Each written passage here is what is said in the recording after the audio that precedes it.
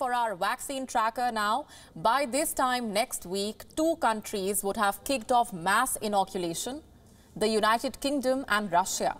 The UK will give the Pfizer shot to its citizens, while the Russian citizens will be able to take the Sputnik V. Our correspondents in Moscow and London assessed how the 2 countries are gearing up for the vaccine rollout. Here is a ground report. These vials are the world's most sought-after commodities. This is what a vaccine for the Wuhan virus looks like. Until now, they were only seen inside laboratories or factories. But starting next week, they will be out and about. 2 countries are now ready to roll out the vaccines. The United Kingdom has approved the Pfizer-BioNTech shot, while Russia says the Sputnik V can be given to the masses. The UK has a batch of 800,000 vaccines to begin the vaccinations. The British Health Minister says they have been tested for safety. The shots will be given first to the healthcare workers, caregivers and nursing home residents for free.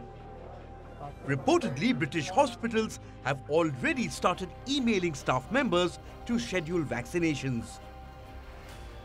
On Monday in London, the first dose will be administered at 7 AM local time. Even the British Prime Minister Boris Johnson could take the shot live on television.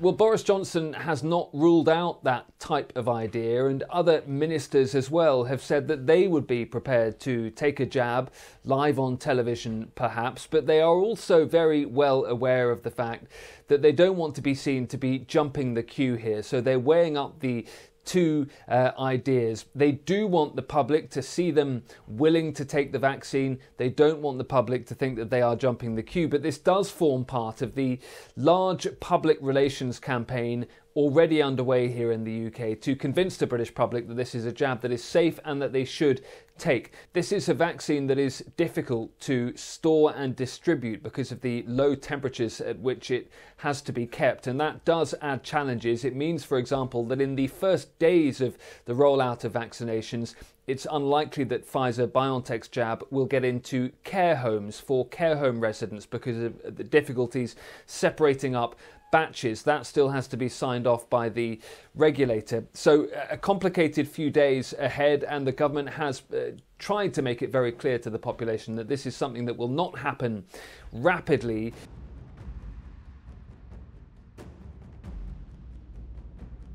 Soon after the announcement from the UK, Vladimir Putin said even Russia is ready for the jab. Since August, the Russian president has been touting the Sputnik V as the world's first registered vaccine. Putin expects that Russia would have produced more than 2 million doses in the coming days.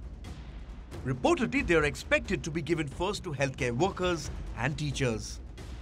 Just like the United Kingdom, Russia too will give the vaccine for free. Well, already the vaccine has been rolled out for a number of teachers and doctors and other frontline medical workers here in Russia. That's a process that's been going on alongside phase 3 of clinical trials, which got underway in August. And that entire process happened after Russia had already registered its Sputnik V vaccine. That happened in early August, with regulators giving a very early approval before the clinical trials had come to an end. Indeed, they still haven't come to an end.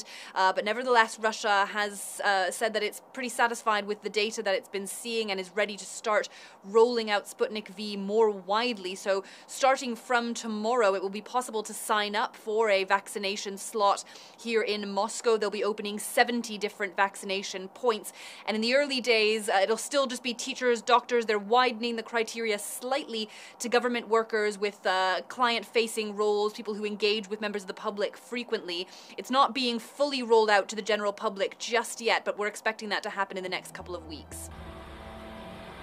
The United States could be next to roll out its vaccines.